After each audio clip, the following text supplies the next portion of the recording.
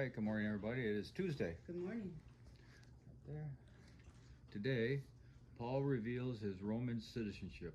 Acts chapter 22, starting at verse 24. The commander brought Paul inside and ordered him lashed with whips to make him confess his crime. He wanted to find out why the crowd had become so furious. When they tied Paul down to lash him, Paul said to the officer standing there, "Is it legal for you to whip a Roman citizen who hasn't even been tried?" When the officer heard this, he went to the commander and asked, "What are you doing? This man is a Roman citizen." So the commander went over and asked Paul, "Tell me, are you a Roman citizen?" "Yes, I certainly am," Paul replied. "I am too," the commander muttered, "and it cost me plenty." Paul answered, "But I am a citizen by birth." The soldiers who were about to interrogate Paul quickly withdrew when they heard he was a Roman citizen, and the commander was frightened because he had ordered him bound and whipped. Now the commentary. Paul's question stopped the officer because by law a Roman citizen could not be punished until he had been proven guilty of a crime. Paul had been born a Roman citizen, whereas the commander had purchased his citizenship. Buying citizenship was a common practice and a good source of income for the Roman government. Bought citizenship was considered inferior to citizenship by birth.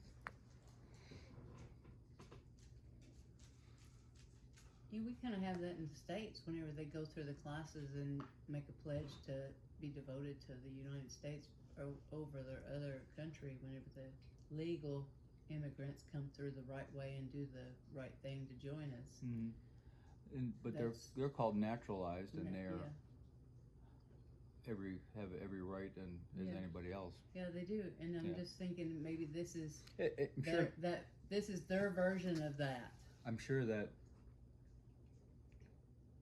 I'm guessing that they probably the framers of our country, the fathers of the country here, kind of mimic that. Right. That get passed down. I mean, that's. Yeah, I'm thinking it's like on the same line. Yeah. It's like that's their thing that they do, and then we have that thing that we do, so it's similar. Yeah. I don't know. I have a lot to say about this. I mean, this saved him a lot of grief right then and there. Right. You know, and I think this is where it starts.